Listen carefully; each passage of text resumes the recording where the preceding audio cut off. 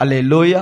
నచం. అలాగనే ఈ భూమిలో మన అన్నిటికంటే ఎక్కువ మనము ప్రేమించవలసినది ఆయన సన్నిధిని. మనం ఎక్కువ కోరుకోవలసినది కూడా ఆయన బంధాన్ని. నేను ఎల్లప్పుడూ ఆయనలోనే ఉండాలని మన నిర్ణయము, మన సమర్పణగా మన జీవితంలో ఉండునుగాక. హల్లెలూయా, హల్లెలూయా. దేవుడు గత 2 నెలలంతా మనని కాచి కాపాడి ఈ 3వ నెలలో నడిపించి ఉన్నాడు కనుక ఈ 3వ నెలను కూడా దేవుడు తన వాక్కు చెప్పున మనని ఆశీర్వదించి మనని తృప్తిపరచునుగాక. చిన్న మాటని మనం ధ్యానించి మనము బల్లారాధన కార్యక్రమానికి వెళ్తాం. మొదటి దినవృత్తాంతము 28వ అధ్యాయము. మొదటి దినవృత్తాంతము 28వ అధ్యాయము 9వ వాక్యము. సొలొమోనా, నా కుమారుడా, నీ తండ్రి యొక్క దేవుడైన యెహోవా, ఆ యెహోవా, నా కుమారుడా సొలొమోన్, నీ తండ్రి యొక్క దేవుడు యెహోవా ఎటువంటి వాడంట? అందరు హృదయమును పరిశోధించేవాడు, ఆలోచనలు అన్నిటినీ, సంకల్పం అన్నిటినీ ఎరిగిన వాడై ఉన్నాడు గనుక నీవు ఆయనని తెలుసుకొని హృదయపూర్వకంగాను మనస్ఫూర్తిగాను ఆయనని సేవించుము. మాట గమనించాలి. ఆయనని వెదికిన ఎడల ఆయన నీకు ప్రత్యక్షమవును. నీవు ఆయనని విసర్జించిన ఎడల, వెదుకకపోతే ఆయన నీకు నిత్యముగా కనబడడు. హల్లెలూయా. ఈ మాటని కొన్ని నిమిషము మనం ధ్యానిస్తాం. సొలొమోనుకి ఒక ఆలోచన ఇవ్వబడుతుంది. నా కుమారుడా సొలొమోన్, నీ తండ్రి ఎవరు? దావీదు దేవుడైన యెహోవా హృదయ అంతరంగమును ఎరిగినవాడు, పరిశోధించేవాడు, ఆలోచనను ఎరిగినవాడు. దాని అర్థము ఆయనకి మరువైనది ఏది కూడా లేదయ్యా. ఆయనకి పరలోకము తెలుసు, ఆయనకి భూమి తెలుసు, భూమిలో ఉన్న సమస్తము తెలుసు. నిన్ను గురించి ఆయనకి తెలుసు, నీ భవిష్యత్తు ఆయనకి తెలుసు, నీ అవసరాలు ఆయనకి తెలుసు, నీ బాధ ఆయనకి తెలుసు. దాని అర్థము ఆయనకి మరువైనది ఏది కూడా లేదు.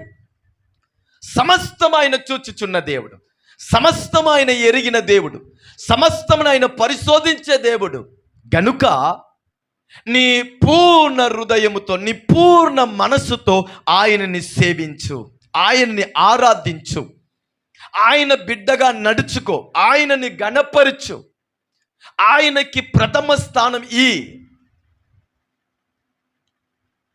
అని ఆలోచన ఇస్తున్నాడు. అలా ఆలోచన ఇచ్చి ఒక మాట చెప్తున్నాడు, నీవు ఆయనని వెదికిన ఎడలా నీకు ప్రత్యక్షం అవుతాడు.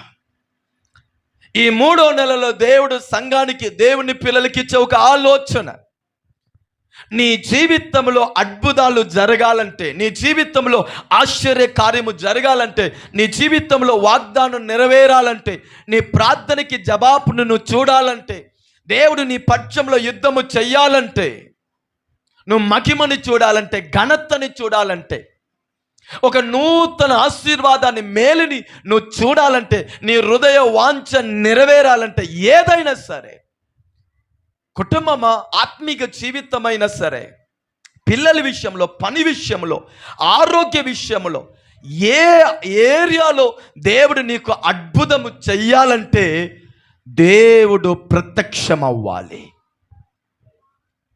దేవుడు అక్కడ ప్రత్యక్షం అవ్వాలి. దేవుడు ప్రత్యక్షం అవ్వాలంటే ఏమిటి? దేవుడు అక్కడ ప్రజెంట్ అవ్వాలి, దేవుడు అక్కడ ఉండాలి. నీ ఇల్లు దీవించబడాలా, నీ ఇంటిలో దేవుడు ప్రత్యక్షమవునుగాక. నువ్వు రాకపోకు, నీ ప్రయాణము క్షేమంగా ఉండాలంటే నీ ప్రయాణంలో ఎవరండి ఉండాలి? దేవుడు ఉండాలి. నువ్వు చేసే పని ఆశీర్వదించబడాలంటే, నువ్వు మేలుని చూడాలంటే, ఆ పనిలో నువ్వు వర్ధిల్లాలంటే, నీ పని విషయంలో, ప్రయాసం విషయంలో నీ బలము కంటే, నీ తెలివి కంటే, నీకు తెలిసిన వారి కంటే నీ దేవుడు ఆ పనిలో ఉండాలి. ఆయన ప్రత్యక్షం అవ్వాలి. నీవు అద్భుతము మేలు చూడాలంటే, జయముని చూడాలంటే అక్కడ దేవుడు ప్రత్యక్షం అవ్వాలి. దేవుడు నీ జీవితంలో ప్రత్యక్షం అవ్వాలంటే నీవు దేవుణ్ణి వెతకాలి. నా మాట మీకు అర్థమైందా? అదే ఇక్కడ చెప్తున్నాడు.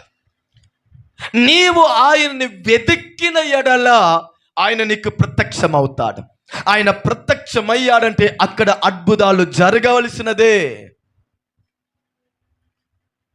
430 సంవత్సరము ఇజ్రాయేలు ఎగిప్తులో కట్టబడి ఉన్నారు, బానిసత్వంగా ఉన్నారు, ఇబ్బందిలో ఉన్నారు, మరణాన్ని చూస్తున్నారు, చీకటి. ఒకరోజు దేవుడు అక్కడ ప్రత్యక్షమయ్యాడు. వారి మధ్యలో ప్రత్యక్షమయ్యాడు, వారి ఇబ్బంది మధ్యలో ప్రత్యక్షమయ్యాడు, వారు కట్టుల మధ్యలో ప్రత్యక్షమయ్యాడు.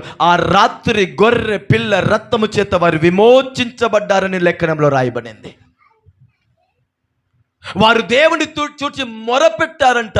వారు మొరని వినిన దేవుడు తన పితరులైన అబ్రాహాం, ఇస్సాకు, యాకోబుతో చేసిన నిబంధనని దేవుడు గుర్తు చేశాడు. వారిని విడిపించుటకు దేవుడు వారి మధ్యలో ప్రత్యక్షమయ్యాడు. 10 తెగులుని పంపించాడు. ఫరోను భయపడ్డాడు. ఒకే రాత్రి తన ప్రజలు విడిపించబడ్డారు. దేవుడు ప్రత్యక్షం అవ్వకుండా బంధకము విడిపోవదు. దేవుడు ప్రత్యక్షం అవ్వకుండా ఫరోను వంగిపోవడు. దేవుడు ప్రత్యక్షం అవ్వకుండా ఎగిప్తు అని చీకటిలో నుండి మనము బయటికి రాలేము. ఇజ్రాయేలు కొరకు ప్రత్యక్షమయ్యాడు. ఒకే రాత్రి బయటికి వారు విడిపించబడ్డారు. ఎర్ర సముద్రం ముందు వస్తున్నారు. వెనక పక్కన ఫరోను సైన్యం తరుముతుంది. 2 పక్కన పర్వతాలు, కొండలు, ముందు ఏమో ఎర్ర సముద్రము. అయ్యో, ఈ అరణ్యములు మనం చనిపోతున్నాము, ఏం చేస్తామని కలవరము, భయము. దేవుడు ప్రత్యక్షమయ్యాడు.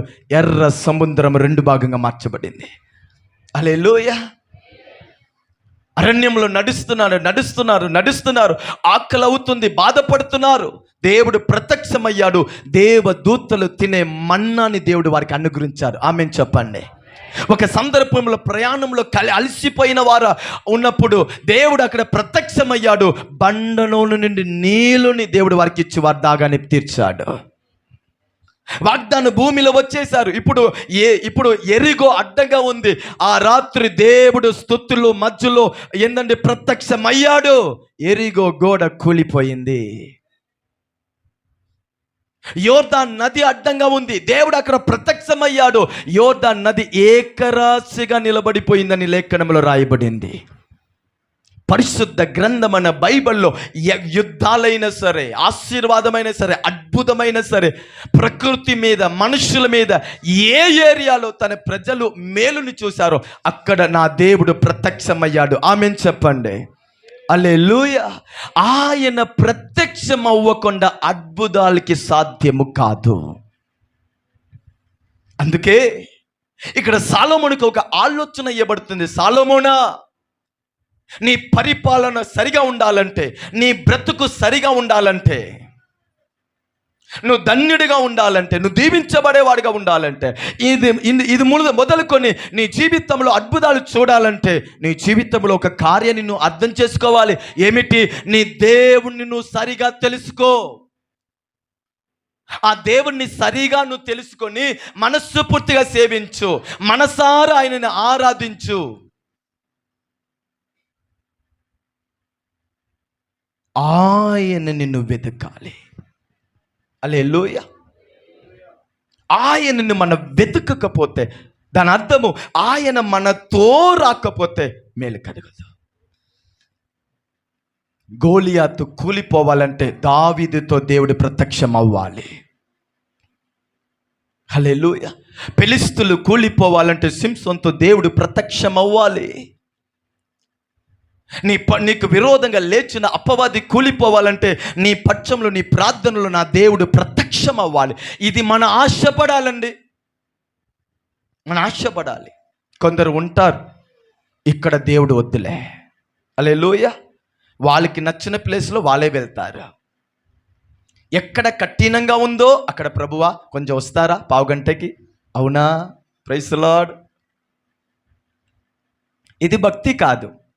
అవసరానికి దేవుణ్ణి తలంచుకొనుట, అవసరానికి దేవుణ్ణి పిలిచేది, సందర్భముని బట్టి ప్రార్థన చేసేది, సందర్భముని బట్టి సంఘము, సందర్భముని బట్టి దేవుని దయని కోరుకొనుట. ఇది రక్షణ జీవితం కాదు, ఇది ఆత్మీక జీవితం కాదు. అవసరానికి దేవుణ్ణి వాడుకొనుట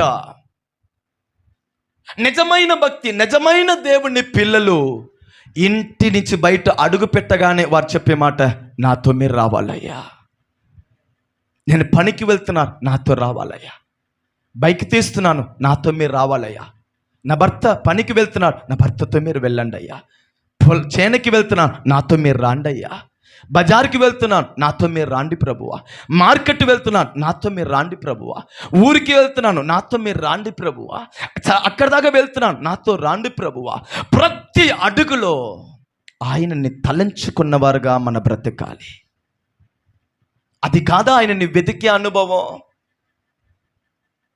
ఈరోజు మన జీవితంలో అద్భుతాలు, మన జీవితంలో మేలు, మన జీవితంలో దేవుడిచ్చిన ప్రతిజ్ఞ ఏంటంటే వాగ్దానము మొత్తం ఎందుకు ఆగిపోయి ఉందంటే ఆయన నిన్ను వెతకట్లేదు గనుక, ఆయనకిచ్చే స్థానాన్ని నువ్వు ఇయ్యట్లేదు గనుక, ఆయన నిన్ను ఘనపరచట్లేదు గనుక నా దేవుడు అలాగనే ఉన్నాడు బాధతో.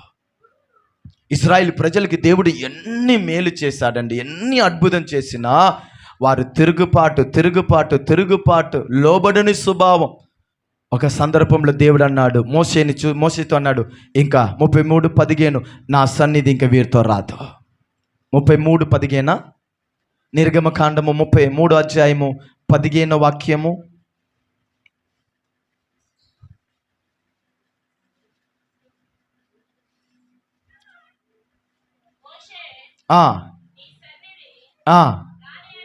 రాని ఎడల 14.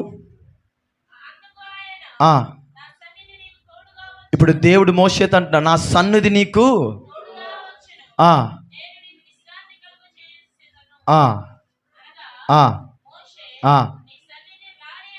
రాని ఎడల. ప్రభువా ఆ మాట చెప్పవుందయ్యా, ఈ 20 లక్షలు ప్రజలని నా బలముతో నేను నడిపించలేనయ్యా, నా మీద ఉన్న అయ్యా బలముతో, తెలివితో, నేను అనుభవంతో నడిపించలేనయ్యా, మీ సన్నిధి నీవు మాతో రాకపోతే మేము ఇక్కడి నుంచి కదలము. ఇది కాదా ఒక దేవుణ్ణి బిడ్డలో ఉండవలసిన తీర్మానము? ఇది కాదా దేవుణ్ణి ఘనపరిచే విధానము? ఇది కాదా తన జీవితంలో దేవునికి ప్రథమ స్థానం ఇచ్చే అనుభవము? చాలామంది తన జీవితంలో దేవుడు ఉండుట ఎందుకు కోరుకోరంటే, దేవుడు తనతో నడుచుట ఎందుకు కోరుకోరంటే కారణాలు ఉంది. ఆయన మనతో వస్తారనుకోండి, అప్పుడు డైరెక్షన్ ఇస్తానే ఉంటారు. కొందరికి డైరెక్షన్ ఇచ్చేది నచ్చదు. ఆమెను చెప్పండి. ఇలా చెయ్యవద్దు అంటే నచ్చదు. హల్లెలూయా. కొందరు దేన్ని ఇష్టపడతారు తెలుసా? వారు ఏ చెప్పినా చెప్పండి, very good, praise the Lord, hallelujah. వారు చెప్పే మాటకి సరే చెప్పండి. కొన్ని పిల్లలకి తల్లిదండ్రి ఎందుకు ఇష్టం లేదంటే, తల్లిదండ్రి ఇది వద్దమ్మా, ఇది మంచిది కాదమ్మా, ఇంకా సమయం ఉంది అంటారు. అందుకే వాళ్ళకి తల్లిదండ్రి అంటే కోపం. వారు అడిగేది ఇచ్చేయండి, మంచి తల్లిదండ్రి. అమ్మా నేను ఇక్కడ వెళ్ళి వస్తాను, వెళ్ళరా. ఫ్రెండ్ని చూస్తానికి వెళ్తున్నాను, వెళ్ళరా. పార్క్ వెళ్తున్నాను, వెళ్ళిరా. రేపు వస్తాను, వెళ్ళిరా. వాళ్ళ మాటకి mummy daddy amen, okay okay చెప్పండి. ఇలా వద్దు. ఇది అన్ని ఏరియాలో ఉంటాయండి, అన్ని ఏరియాలో ఉంటాయి. ఎందుకు దేవుణ్ణి కోరుకోవట్లేదంటే, దేవుడు వస్తే సడన్గా ఫోన్ వచ్చేసిద్ది, ఫోన్లో నేను మాట్లాడతాను ఏందండి. అప్పుడు దేవుడు నాతో ఉంటే ఇలా మాట్లాడవద్దు, ఈ మాట తప్పు కదా, నీలో అభిషేకం ఉంది కదా, నువ్వు బాప్తిస్మా పొందినవాడు కదా, నువ్వు బల్లలో చేయి వేసేవాడు కదా, ఇలా మాట్లాడకూడదు, ఇది మనకి మంచిది కాదు అని ఆయన మనతో ఉంటే చెప్తాడు కదా, అది వీళ్ళకి నచ్చదు. హల్లెలూయా. చాలామంది దేవుణ్ణి ఎందుకు కోరుకోవట్లేదంటే ఆయన వస్తే ఆయన నడిపింపు వీళ్ళకి ఇష్టం లేదు. ఎందుకు? వీళ్ళకి ఆల్రెడీ ఒక నడిపింపు ఉంది, వీళ్ళకి ఆల్రెడీ ఒక కోరిక ఉంది, వీళ్ళకి ఆల్రెడీ ఒక ప్లాన్ ఉంది. దానివలన నష్టం ఎవరికండి? ఈ మధ్యాహ్న వేళలో దేవుడు మిమ్మల్ని చూసి అడుగుతున్నాడు, నా నడిపింపు నీకు కావాలా, లేకపోతే నీవే నిన్ను నడిపించుకుంటావా? నా తోడు నీకు కావాలా, లేకపోతే నీవే నీకు చాలంటావా? నీవు నన్ను వెతికిన ఎడల నేను ప్రత్యక్షమవుతాను. హల్లెలూయా. నీవు పరిశుద్ధలో నిలబడాలంటే, నీతిలో నిలబడాలంటే, సమర్పణలో నిలబడాలంటే, ఆత్మీయతలో నిలబడాలంటే, నువ్వు సాక్ష్యంగా ఉండాలంటే, నువ్వు ఆశీర్వాదంగా ఉండాలంటే, నువ్వు ధన్యుడిగా ఉండాలంటే, రాక్కడలో నువ్వు ఎత్తబడేవాడిగా ఉండాలంటే ఒక్క విషయాన్ని గుండెలో రాసి పెట్టుకోండి, దేవుడు నన్ను విడిచిపోకుండా నేను జాగ్రత్తగా ఉండాలి. బైబిల్లో అనోకుని గురించి రాయబడిన మాట, అనోక్ దేవుడితో సంచరించేవాడు అని లేఖనాలు రాయబడింది. అవునా కాదా? అనోక్ ఎవరితో సంచరించేవాడంట? దేవుడితో సంచరించేవాడంట. ఆ కాలంలో ఆయనకు ఫ్రెండ్ ఉన్నారా లేదా నాకు తెలుసు, తెలిసిన వాళ్ళు ఉన్నారా లేదా తెలీదు. ఆయన గురించి ఏ బయోడేటా లేదండి, ఒకే ఒక బయోడేటా అనోకుని గురించి, దేవుడితో సంచరించేవాడు, సంచరించి కొనిపోబడ్డాడు. దేవుడితో మాట్లాడేవాడు. అనోకుకు భార్య ఉంది, అనోకుకి పిల్లలు ఉన్నారు, అనోకుకు కుటుంబం ఉంది, అనోకుకి కుటుంబ బాధ్యతలు ఉంది. వీటన్నిటి క్రమంగా సరిగా నెరవేర్చి దేవుడితో సంచరించేవాడు. దేవుడితో సంచరించేవాడు, దేవుడిని తోడులో జీవించేవాడు తన బాధ్యతలో కరెక్ట్గా ఉంటాడు, తన కుటుంబంలో కరెక్ట్గా ఉంటాడు, తన సహవాసంలో కరెక్ట్గా ఉంటాడు, తన చుట్టూ ఉన్న సర్కిల్లో కరెక్ట్గా ఉంటాడు. దేనిని చేర్చుకోవాలో దానిని చేర్చుకుంటాడు, దేనిని వినాలో వాటిని వరకు వింటాడు, దేనిని చూడాలో దానిని వరకు చూస్తాడు, దేనిని తొలగించుకోవాలో దానిని తొలగించుకుంటాడు. ఎందుకు? ఈయనని నడిపించేది ఈయన దేవుడు. ఆ దేవుడు ఈయనని నడిపించుటకు ఈయన తనని అప్పగించుకున్నాడు. ఈ ఉదయము దేవుడు నడిపింపుగా అప్పగించుకున్న వారిలో నా దేవుడు ప్రత్యక్షమవునుగాక. హల్లెలూయా. ఇప్పుడు దేవుడు ప్రత్యక్షం అవ్వకపోతే అక్కడ ఎవరు ప్రత్యక్షం అయినట్టు? అంతే. ఒకటి వెలుగు. సూర్యుడు అస్తమైందంటే ఏమొచ్చేసిద్దండి? మళ్ళీ దీనికి పెద్ద లాజిక్ ఏ లేదుగా. నేను ఆయనని కోరుకోవట్లేదంటే ఆల్రెడీ నేను ఒకటిని కోరుకున్నాను అర్థం, అంతేనయ్యా. వాక్యం నాకు ఇష్టం లేదంటే వేరే ఒకటి నాకు ఇష్టం అని అర్థంగా.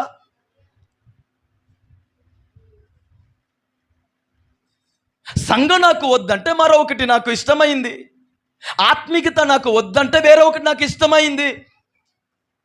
దేవుడు ప్రత్యక్షం అవ్వాలి, దేవుడు నాతో ఉండాలి, దేవుడు నన్ను నడిపించాలని ఆశ తపన నా మనసులో లేదంటే ఈ మనసులో వేరే ఒక ఆశ, వేరే ఒక తపన, వేరే ఒక డైరెక్షన్ వచ్చిందనే అర్థమేగా. దీనికి ప్రత్యేకమైన ప్రవచనల అవసరము లేదు. హల్లెలూయా.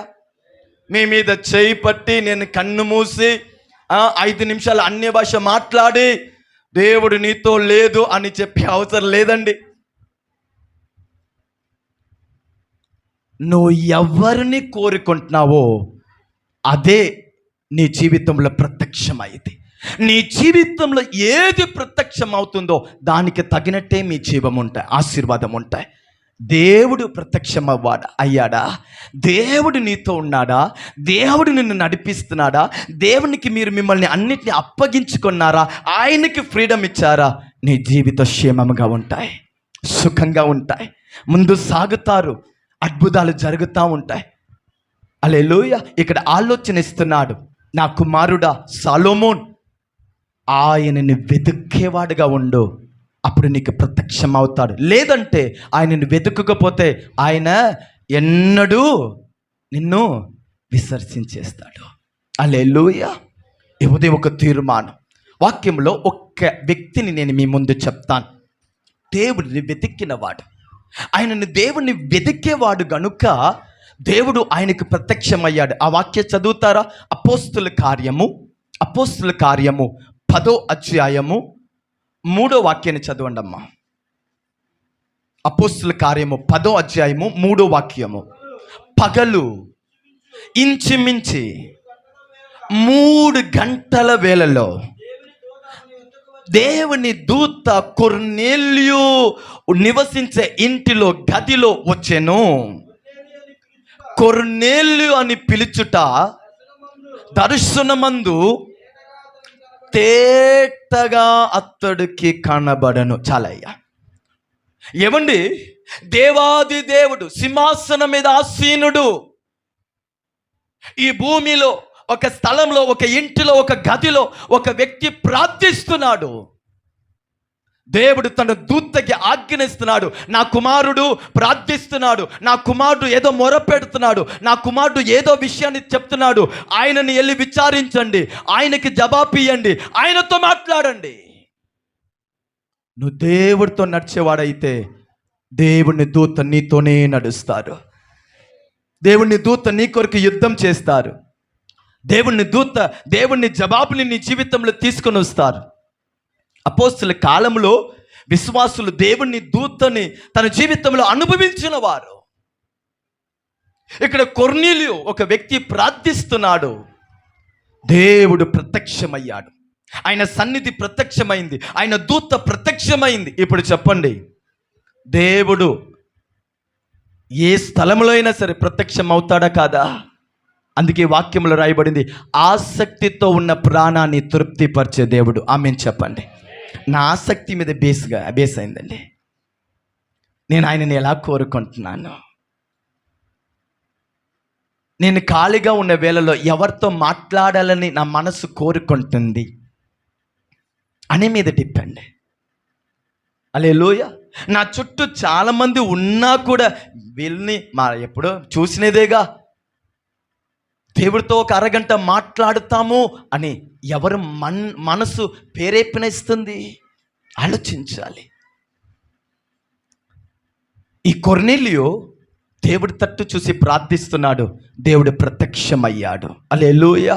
ఈ 3వ నెలలో నీ ప్రతి అడుగులో దేవుడు ప్రత్యక్షమవునుగాక. నీ ప్రతి పనిలో దేవుడు ప్రత్యక్షమవునుగాక. నీ ప్రతి కార్యంలో నా దేవుడు ప్రత్యక్షమవునుగాక. నీ చేతితో దేవుని చేయి కలపబడునుగాక. నీ అడుగుతో దేవుని అడుగు ఉండునుగాక. నీతో దేవుని మాట ఉండునుగాక. నీకంటే ముందు దేవుని సన్నిధి వెళ్ళునుగాక. ఆయన మనతో ఉంటే, ఆయన మనతో నడుస్తే, ఆయన మనల్ని నడిపిస్తే కూలిపోయినదన్నీ బాగుపడుతుంది. పోగొట్టుకున్న కార్యాన్ని తిరిగి పొందుతున్నాము. లేనిదిని ఉన్నట్టు పిలిచేవాడు ఆయనని కోరుకోండి. ఈ కొర్నేలియు దేవుణ్ణి కోరాడు. నేను మీకు ప్రాసెస్గా చెప్పాను. మీ జీవితంలో అద్భుతాలు జరగాలంటే దేవుడు మీ జీవితంలో ఏమవ్వాలి? ప్రత్యక్షం అవ్వాలి. అంటే మీ జీవితంలో ఉండాలి. ఇప్పుడు దేవుడు మీ జీవితంలో ఉండాలి, ప్రత్యక్షం అవ్వాలి, అద్భుతం చెయ్యాలంటే మీరు ఏం చెయ్యాలి? దేవుణ్ణి వెతకాలి. దేవుణ్ణి వెతికేవాడు ఎవరు? కొర్నేలియు అని నేను చెప్పాను, అంతేనా? దేవుణ్ణి వెతికేవాడు ఎవరు? కొర్నేలియు. కొర్నేలియు వెతికాడు, దేవుడు ప్రత్యక్షమయ్యాడు. ఇప్పుడు దేవుణ్ణి వెతికేవాడు కొర్నేలియు. దేవుణ్ణి వెతికేవాడిలో ఉన్న 4 ఒక అనుభవం. మొదటి వాక్యం చదవండి, అపోస్తుల కార్యము 10వ అధ్యాయం. మీరు దేవుణ్ణి వెతికేవారైతే ఆయన ప్రత్యక్షమవుతాడు. వెతికేవాడు గుణలక్షణాన్ని చూడండి. మొదటి వాక్యం, ఇటలీ పట్టాళంలో శతాధిపతి కొర్నేలియు అని భక్తిపరుడు ఉండేను. అతడు తన ఇంటి వారు అందరితో కూడా దేవుని యందు భయభక్తి గలవాడు, ప్రజలకు బహుధర్మము చేసేవాడు, ఎల్లప్పుడూ ప్రార్థన చేసేవారు. నేను చెప్పనా, ఈ 4 అనుభవాలు మీ జీవితంలో ఉంటే మీరు దేవుణ్ణి వెదికేవారు అని అర్థము. మీ జీవితంలో ఆయన ఎల్లప్పుడూ ప్రత్యక్షం అవుతాడు. ఈయన మామూలు వ్యక్తి కాదండి. ఈయన ఒక సైన్యానికి ఈయన ఒక కెప్టెన్. అర్థం చేసుకుంటానికి చెప్తాను. ఈయన ఎవరంట? ఒక సైన్యానికి కెప్టెన్. ఇప్పుడు మన భారతదేశానికి కొన్ని సైన్యం ఉంది. ఆ సైన్యము రాత్రి పగలు కనిపెడతా ఉన్నారు గనుక దేశము క్షేమముగా ఉంది. యుద్ధము రాకుండా, తీవ్రవాదులు రాకుండా, బయట నుంచి అపాయం మన దేశానికి రాకుండా. ఏందండి, బార్డర్లో ఎవరు ఉన్నారండి? సైన్యం ఉంది, కాపాడుతున్నారు దేశాన్ని. వారికి నిద్ర, వాళ్ళకి తిండి, మనలాగా వారు ఏది కూడా చేయలేరు. వారు తన జీవితాన్ని పూర్తిగా అప్పగించుకున్నారు దేశం క్షేమము కొరకు. అటువంటి బాధ్యతల్లో, అటువంటి పనిలో ఉన్నవాడే ఈ కొర్నేలియు. ఈయన కింద ఒక ఫోర్స్ ఉంది. ఇప్పుడు నాకు చెప్పండి, ఒక క్యాప్టెన్, ఆయన కింద ఒక ఫోర్స్ ఉంది, సైన్యం ఉంది. సైన్యాన్ని తయారు చేయాలి, ప్రతిరోజు అప్డేట్ చేయాలి, ప్రతిరోజు ఆలోచించాలి. ఎన్ని విధమైన తిప్పలు, ఎన్ని విధమైన అనుభవాలు, ఎన్ని టైర్డ్, ఎన్ని అనుభవాలు ఉన్నా కూడా ఎడదగగా ఎలా ప్రేయర్ చేస్తున్నాడో అర్థం కావట్లేదు. ఆమెన్ చెప్పండి. దుఃఖంగా కనబడుతున్నారు, గట్టిగా ఆమెన్ చెప్పండి. హల్లెలూయా. దేశాన్ని కాపాడేవాడు, కనిపెడతా ఉండవలసిన వాడు, తన టీంకు ట్రైనింగ్ చేస్తా ఉన్నవాడు నీ గురించి బైబిల్ ఇచ్చే సాక్ష్యం తెలుసా? ఎడదగగా ప్రేయర్ చేస్తున్నాడు. ఏందండి, కొంచెం సైనికుడు నిద్రపోతేనే అపాయం జరిగిపోతుంది. పరలోకం ఈయనని గురించి సాక్ష్యం ఇస్తుంది. ఎడదగగా ప్రార్థించేవాడు. ఈ ఉదయం వీళ్ళు దేవుణ్ణి వెదికే వాళ్ళు కాదు, వీళ్ళు కొంచెం దేవుణ్ణి వెదికేవాళ్ళు, వీళ్ళు బాగా దేవుని వెదికేవాళ్ళు. ఈ మాటలు వద్దండి. ఎవరిని తీర్పు తీర్చవద్దు. ఒక విషయం, వాక్యం ముందు మనం ఎవరు అనేది తెలుసుకుంటాం. ఈ 4 అనుభవాలు మీ దగ్గర ఉంటే మీరు దేవుణ్ణి వెదికే వాళ్ళు, ఆయన ప్రత్యక్షమవుతాడు, అద్భుతాలు మన జీవితంలో జరిగేది. ఆయన గురించి మొదటిగా రాయబడిన మాట ఏం తెలుసా? తన కుటుంబం అందరితో. ఈ మాట చెప్పండి, ఇంటి వారు అందరితో. దాని అర్థం ఏమిటి? ఇంటి వారు అందరితో అంటే కుటుంబం అందరూ రక్షించబడినవారు. ఆమేన్ చెప్పండి. హల్లెలూయా. అందుకే యెహోషువ అన్నారు, నేను నా ఇంటి వారు యెహోవాని సేవించుదము. హల్లెలూయా. ఈ కొర్నేలియు ఇంత బిజీ షెడ్యూల్లో కూడా, ఇంత అధికార వర్గంలో ఉన్న, బాధ్యతల్లో ఉన్న, ఏంటంటే దివారాత్రి దేశం నిమిత్తం పనిచేసేవాడు స్థాయిలో ఉన్నప్పుడు కూడా తన కుటుంబాన్ని రక్షణలో కాపాడుకున్నాడు. ఆమేన్ చెప్పండి. దేవుణ్ణి వెతికేవాడు ఎలా ఉంటాడు తెలుసా? తన బిడ్డ దేవునికి దూరం అవుటకు వదిలిపెట్టడు, తన భార్య దేవునికి దూరం అవుటకు వదిలిపెట్టడు, భర్త దేవునికి దూరం అవుటకు వదిలిపెట్టరు. కుటుంబముగా దేవుడిలో, వాక్యములో, సంఘములో, ఆత్మీయతలో కట్టబడిన వారుగా ఉంటారు. ఆమేన్ చెప్పండి. మీరు దేవుణ్ణి వెదికేవారైతే దేవుని విషయంలో సాకు చెప్పరు, కారణాలు చెప్పరు, మనుషుల్ని నిలబెట్టరు, అది ఇది అని చెప్పరు. మీరు దేవుణ్ణి వెదికేవారైతే దేవుని సన్నిధికి కుటుంబముగా మొదటి స్థానం ఇస్తారు. హల్లెలూయా. బిడ్డ రక్షణలో రావాలని మీరు ఆలోచిస్తారు, భర్త రక్షణలో రావాలని ఆలోచిస్తారు, భార్య రక్షణలో రావాలని ఆలోచిస్తారు. ఇంట్లో ఉన్నవారు దేవుని రక్తంతో కడగబడాలి, వారు కూడా సంఘానికి రావాలని ఇష్టపడతారు. ఎవరు? దేవుణ్ణి వెతికేవారు.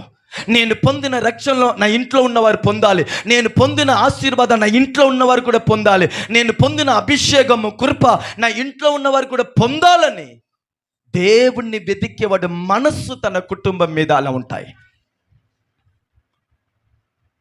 నా బిడ్డ దేవుళ్ళు ఎదగాలి. హల్లెలూయా. కొర్నేలియు దేవుణ్ణి వెతికేవాడు. మొదటి గుణలక్షణం ఏమిటి? తన కుటుంబం అందరినీ రక్షణలో కాపాడుకున్నవాడు. యేసు నామములో నేను మీకు చెప్తాను, మీ ఇంట్లో రక్షణ లేని వారిని గురించి మీరు ఆలోచించండి, ప్రార్థించండి. దేవా, వారు కూడా నీ సన్నిధికి రావాలి, రక్షించబడాలి అయ్యా, వారి జీవితాన్ని దర్శించండి అని మీరు చెప్పండి. ఖచ్చితంగా నువ్వు దేవుణ్ణి వెతుకుతున్నావు గనుక, వారిని గురించి నువ్వు ఆశ కలిగి ఉన్నావు గనుక, నా దేవుడు వారిని రక్షిస్తాడు. హల్లెలూయా. రెండోది, దేవుణ్ణి వెతికేవాడు రెండో గుణ లక్షణం ఏమిటి? ఏంటంటే భక్తి కలిగిన వాడు. చెప్పండి, భయభక్తి. తెలుగులో భయభక్తి రెండు ఒకటిని కలిపేశారు, అది రెండు వేరు వేరు. భక్తి, హల్లెలూయా చెప్పండి. రెండో, దేవుణ్ణి వెతికేవాడు ఎలా ఉంటాడు? భక్తిపూరుడుగా ఉంటాడు. భక్తి అంటే ఏమిటి? పావుగంట కన్ను మూసుకొని సైలెంట్గా నిలబడేదా? భక్తి అంటే ఏమిటి? చెప్పలేకుండా నడిచేదా? భక్తి అంటే ఏమిటి? ఎండలో కూడా యేసయ్యని ఆరాధించేదంటారా? భక్తి అంటే ఏమిటి? ఏదో నేను చెల్లించాను, ఇచ్చాను, ఇదే భక్తి అంటారా? ఇది లోకంలో భక్తికి 100 అర్థాలు చెప్తారు, కానీ భక్తికి బైబిల్ చెప్పే అర్థం ఏమిటి? యాకోబు పత్రిక 1వ అధ్యాయము 27వ వాక్యాన్ని చదవండి. యాకోబు పత్రిక 1వ అధ్యాయము 27వ వాక్యము చూడండి. తండ్రి అయిన దేవుని ఎదుట, చూడండి, పవిత్రమును నిష్కలంకమైన భక్తి. ఏంటి భక్తి? సాధారణనే, పరిశుద్ధత, నిష్కలంకమైన భక్తి ఏమనగా, దిక్కులేని పిల్లలను, విధవరాండ్రను, వారి ఇబ్బందిలో, కష్టంలో వారిని పరామరించుట. రెండోది, ఇక లోక మాలిన్యము తనకు అంటకుండా తన్ను తాను కాపాడుకుంటే తండ్రి అయిన దేవుని ఎదుట భక్తి. మీకు అర్థమైందా? బైబిల్ చెప్పే భక్తి ఏమిటండి? దిక్కులేని పిల్లల్ని, విధవరాల్ని విచారించుట, వాళ్ళ మీద జాలి చూపించుట, వారికి దయ చెయ్యుట, వాళ్ళకి సహాయం చెయ్యుట దేవుని దృష్టిలో ఏందండి? భక్తి. కొందరు ఉంటారు, పాడైనా సరే పక్కనున్న వారికి ఇయ్యరు. హల్లెలూయా. కొందరు ఇంటికి వెళ్ళండి, బ్రిటిష్ కాలంలో ఉన్న ఎగ్జిబిషన్ లాగా వాళ్ళ ఇల్లు ఉంటాయి. హల్లెలూయా. ఆ ఇల్లు చూస్తే, ఆ ఇంట్లో ఉన్న వస్తువు ఎలా ఉంటాయంటే బ్రిటిష్ కాలంలో లాగా ఉంటాయి. ఏందంటే ఆ వస్తువు వాళ్ళు వాడరు, ఉన్నది మొత్తం అలాగనే సమకూర్చి పెడతారు, కానీ వారికి ఈ వస్తువు వాళ్ళకి ఇస్తాంలే, వాళ్ళకి ఉపయోగపడేదిలే, వాళ్ళు వాడుకుంటారులే, వాళ్ళు దీన్ని కొనలేకపోతున్నారు, కనీసం మనం ఒక సహాయం చేస్తాం. వీళ్ళు వాడరు, ఎవరికి ఇయ్యరు, దాన్ని గొప్పగా చెప్పుకుంటారు. ఇది నా 50 సంవత్సరంగా మా దగ్గర ఉందండి. హల్లెలూయా. బైబిల్ చెప్తుంది భక్తి ఏం తెలుసా అండి? ఆరాధన టైంలో పరలోకానికి వెళ్ళి దేవదూతల్ని హాయ్ బాయ్ చెప్పి వచ్చేది కాదు, దిక్కులేని పిల్లలకి విచారించే మనసు భక్తి. రెండోది భక్తి ఏందంట? ఇక లోక మాలిన్యము నన్ను అంటుకోకుండా నన్ను కాపాడుకొనుట భక్తి. 3 కూర్చుంటే 4 గంటలు ముచ్చట్లు. హల్లెలూయా. 6 గంటలో 70 ఇల్లుని గురించి మాట్లాడిస్తారు. నాకు అర్థం కాని ఒక లోతు ఇది. హల్లెలూయా. కొందరు ఉంటారు, ఆ ఊర్లో ఏం జరిగినా వీళ్ళ దగ్గర సబ్జెక్ట్ ఉంటాయి. హల్లెలూయా. ఇక లోక మాలిన్యం. ఒకప్పుడు నేను చేసిన అలవాటు, ఒకప్పుడు నా ప్రవర్తన, ఒకప్పుడు నా స్వభావం, ఒకప్పుడు ఏందండి నా పద్ధతి, ఒకప్పుడు నా మాటలు, అది ఒకప్పుడు అది ఇక లోక సంబంధమైనది. ఇప్పుడు నేను రక్షించబడ్డాను, వాక్యం వింటున్నాను, దేవుళ్ళో ఉన్నాను, దేవుళ్ళో ఎదుగుతున్నాను, నాకు ఇప్పుడు ఒక ముద్ర వేయబడింది, విశ్వాసి, దేవుని బిడ్డ, దేవుణ్ణి కలిగి ఉన్నవాడు అని ఒక పేరు నాకు ఇవ్వబడింది.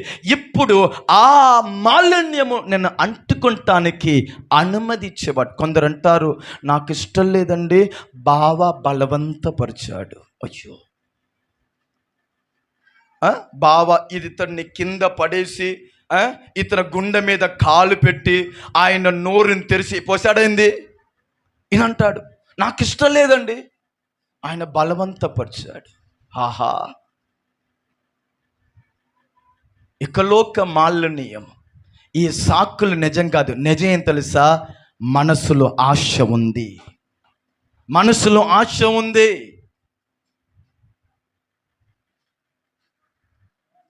ఆశ ఉంది. ఇకలోక మాలిన్యము తనని అంటుకకుండా, కొందరు చూడండి ఎంత భక్తి, అయ్యో వాక్య వినేటప్పుడలా ఏడుస్తారండి, వాక్య వినేటప్పుడలా ఏడ్చి సమర్పణ చేస్తారండి. పోయిన తర్వాత అదే పాత కథ.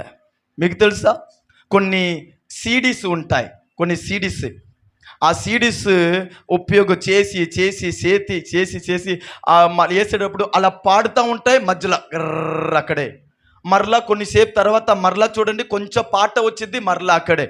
కొందరు భక్తి కథ ఇదే. రక్షించబడి 20 సంవత్సరము వారి దగ్గర ముచ్చట్లు వినండి, బైబిల్ మొత్తం చెప్తారు, అన్ని ముచ్చట్లు చెప్తారు. హల్లెలూయా. కానీ ఇక లోక మాలిన్యం, ఆ అలవాటు, ఆ పద్ధతి, ఆ పాత కార్యం అస్సలు వాళ్ళకి దూరం లేదు. భక్తిని గురించి బైబిల్ చెప్తుంది, ఏ విషయం నిన్ను కట్టి ఉంది, ఏ విషయం నిన్ను ఆకర్షిస్తుంది, ఏ విషయానికి నువ్వు బానిసుడిగా ఉన్నావు, అది ఇక లోక మాన్యం. అది మనుషులు అవ్వచ్చు, బంధం అవ్వచ్చు, ఫ్రెండ్షిప్ అవ్వచ్చు. కొందరు చూడండి, కొందరు పేరు వింటేనే ఆ ప్రాణాత్మ దేహము స్థలం మారిపోయింది. హల్లెలూయా. ఇక లోక మాలిన్యం ఏదైనా సరే అండి, నీకు నీ దేవుడి మధ్యలో ఉన్న బంధాన్ని దూరం చేసే, ఆటంకపరిచే కార్యము ఏదైనా సరే, అది ఇక లోక సంబంధమైన మాలిన్యం, అది నీ ఆశీర్వాదాన్ని అడ్డగించే కార్యము. హల్లెలూయా. భక్తి అంటే ఇదండి. దేవుణ్ణి వెతికేవాడు తనని, నేను దేవుని ఆలయం, నాలో దేవుడు నివసిస్తున్నాడు, నేను పరలోకానికి నేను వారసుడు, రాక్కడికి నేను సిద్ధపడాలి, నేను నరకానికి వెళ్ళకూడదు, నా వలన నా దేవుడు దుఃఖపడకూడదు, నా వలన నా సేవకుడికి అవమానం కలగకూడదు, నా వలన నా సంఘానికి అవమానం కలగకూడదని తన భక్తిని, పరిశుద్ధతని, వినిన వాక్యాన్ని తన జీవితంలో కాపాడుకొని దేవుళ్ళు నడిచేవాడు సరి అయిన భక్తి కలిగిన వాడు. వాడే బైబిల్ చెప్తుంది దేవుణ్ణి వెతికేవాడు. మూడోది బైబిల్లో రాయబడింది, దేవుణ్ణి వెతికేవాడు ఎవరు? దేవుని యందు భయము కలిగిన వాడు. భయము. ఈరోజు దేవుణ్ణి భయము లేదు. హల్లెలూయా. దేవుణ్ణి భయం అంటే ఏమిటి? ఒక వాక్యం చదువుతారా? సామెర్త గ్రంథము 8:17 చదవండి. సామెర్తులు 8వ అధ్యాయము 17వ వాక్యము. నన్ను ప్రేమించేవాడుని నేను ప్రేమించుచున్నాను, నన్ను జాగ్రత్తగా వెతికే వారిని నన్ను కనుగొ. ఇప్పుడు ఆయనని ప్రేమించేవారు ఖచ్చితంగా ఆయనని ఏం చేస్తారంట? జాగ్రత్తగా వెతుకుతారు. ఆరాధనని ప్రేమించేవారు ఏం చేస్తారంట?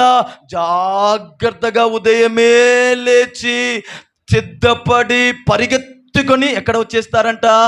సంఘానికి వచ్చేస్తారంట. ఆయనని ప్రేమించేవారు ఆయనని వెతుకుతారు. ఇప్పుడు ఆయనని వెతికేవారు ఎవరంట? ఆయనకి భయపడేవాళ్ళు. ఆయన్ని వెతికేవారు ఎవరు? ఆయనకి భయపడేవారు. ఇప్పుడు ఆయనకి భయపడేవారు ఎలా ఉంటారంట? 13వ వాక్యం. యెహోవా యందు, చూసారా, భయభక్తి గలవాడు. ఆమేన్ చెప్పండి. మీరందరూ నన్ను చూడట్లేదు, ఆమేన్ చెప్పండి.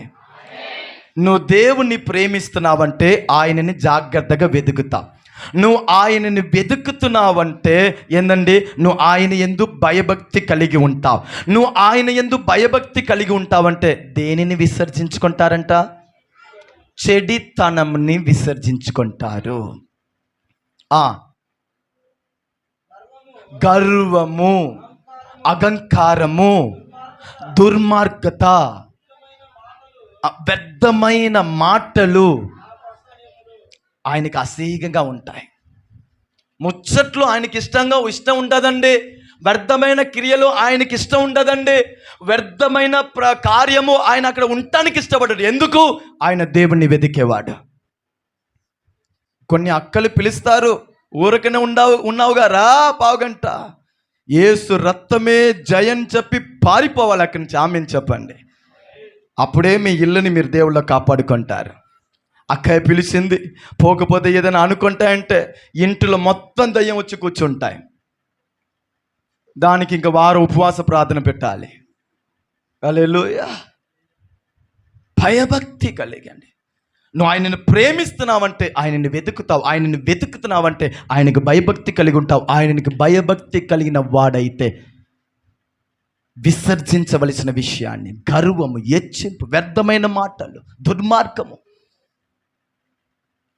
దూరం చేసుకుంటావు. నా దేవుడు నాలో ఉన్నాడు, నా దేవుడు నాలో ఉన్నాడు. ఆయన ప్రత్యక్షం అవుతేనే నేను ఏదైనా చెయ్యగలుగుతాను. హల్లెలూయా. భయము కలిగి బ్రతకండి. చివరి మాట 10వ అధ్యాయము 2వ వాక్యములో ఆయన ధర్మము చేసేవాడు. ఈ మాట చెప్పండి. ఏం చేసేవాడండి కొర్నేలియు?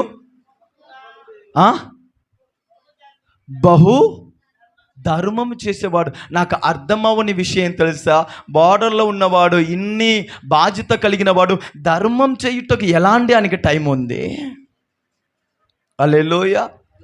దేవుణ్ణి పిల్లలు ధర్మము చేయుటకు ఒక మంచి అవకాశం ఎప్పుడు తెలుసా? పండగ దినములో. హల్లెలూయా. దేవుని పిల్లలు, మీ దగ్గర ఎక్కువ బట్టలు ఉందా? లేని వారు కనబడితే ఒకటి ఇయ్యండి. హల్లెలూయా. ఇయ్యండి. కొత్తది కొనిపెట్టాలని నేను చెప్పను. మీ దగ్గర ఉన్నదిలో చాలా ఉంది, దాంట్లో ఒకటి ఇయ్యవచ్చు కదా. ధర్మం చేయుట దేవుణ్ణి పిల్లలలో ఉండవలసిన శ్రేష్టమైన ఒక అనుభవం. ఒక పూట అన్నము వాళ్ళకి పెట్టుటకు ఇష్టపడండి. నా దగ్గర ఉన్న ఒక షర్టు లేని వాళ్ళకి ఇయ్యుటకు ఇష్టపడండి. అవసరములు ఉన్నవారు, నాకు సాధ్యమైతే అవకాశం ఉంటే ఒక చిన్న సహాయం చేయుటకు ఆశపడండి. హల్లెలూయా. ఒక పరిశుద్ధుడు చెప్పాడు, ఆయన ఒక షర్ట్ ఆయనకి గిఫ్ట్ వస్తే ఆయన దగ్గర ఉన్న ఒక కొత్త షర్ట్ని ఇంకోళ్ళకి ఇస్తాడంట. దేవుడు మీకు మేలు చేసేటప్పుడు దాంట్లో ఉన్నదిలో కష్టంలో ఉన్న వారిని వెతికి ఆయన నామ మహిమ కొరకు వారికి చిన్న సహాయం చేయండి. నీ పిల్లలు ధన్యులుగా ఉంటారు. నీ ఇంటిలో కరువు అనేది ఎప్పుడు ఉండదు, నష్టం అనేది ఎప్పుడు ఉండదు. అన్ని వేళలో దేవుడైన యెహోవా హస్తము నీ పక్షంలో క్షేమముని అనుగ్రహిస్తూ ఉంటాయి. ఇది మీ అలవాటుగా చేసుకోండి. గొప్పతనము కొరకు కాదు, అందరూ చూడాలనేది కాదు, నా దగ్గర చాలా ఉందనేది కాదు. ఇది దేవుని ధర్మము. లేని వారికి సహాయం చేయాలి. పరలోక రాజ్యంలో నీకు ధనము సమకూర్చబడుతుంది. ఆమేన్ చెప్పండి. ఇది దేవుణ్ణి వెతికేవాడే, అది లేనివాడు ఓన్లీ రిసీవింగే. హల్లెలూయా. కొందరు ఉంటారు అన్నీ రిసీవింగే. హల్లెలూయా. అవుట్ గోయింగ్ ఏం ఉండదు. హల్లెలూయా. ఎవరైనా సాక్ష్యం చెప్పి ఇలా చెప్పి విన్నారా? నా దగ్గర నాకు ఇది వచ్చింది, వాళ్ళకి సహాయం చేయుటకు దేవుడు సహాయం చేసి కృప చూపించాడని సాక్ష్యం చెప్పేవారిని మీరు విన్నారా? సాక్ష్యం ఎలా వింటారు? ఈ దేవుడు ఇలా 5 లక్షలు నాకు ఇచ్చాడు, స్తోత్రం. బంగారు కొనుటకు కృప చూపించాడు, స్తోత్రం. పండగకి ఏం చెయ్యాలని నేను ఆలోచిస్తూ ఉన్నప్పుడు ఆ వ్యక్తి హృదయంలో దేవుడు దర్శించాడు. ఆ 25,000 ఆయన అప్పు ఇచ్చాడు. షాపింగ్ అన్ని చక్కగా జరిగింది, స్తోత్రం.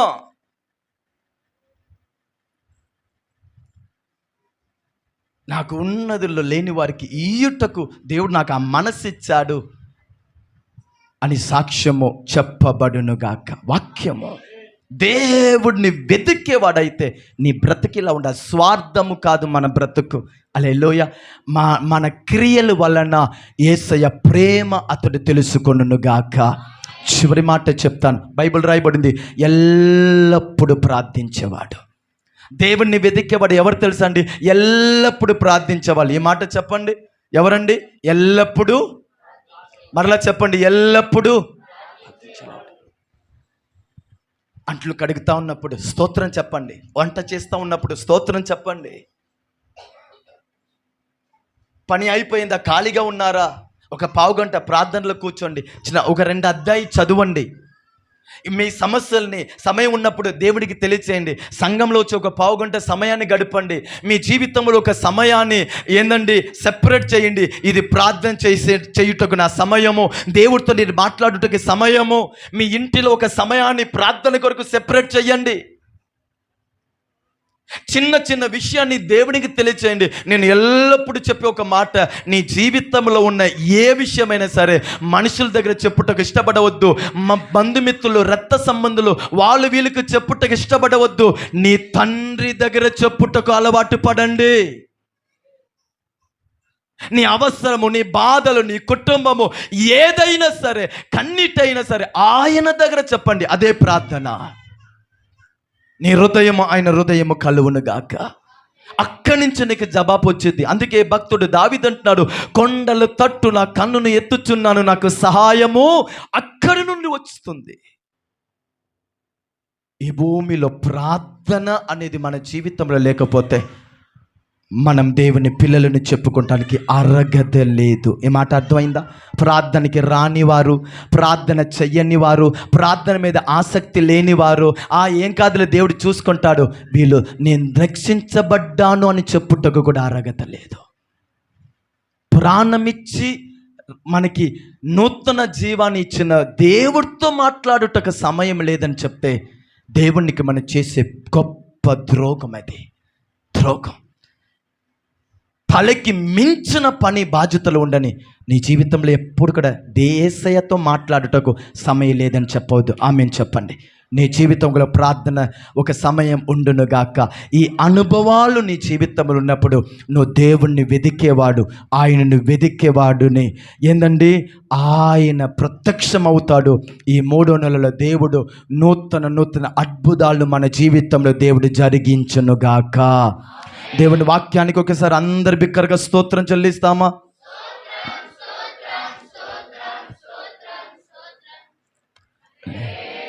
మంచిది. సాక్ష్య సమయం.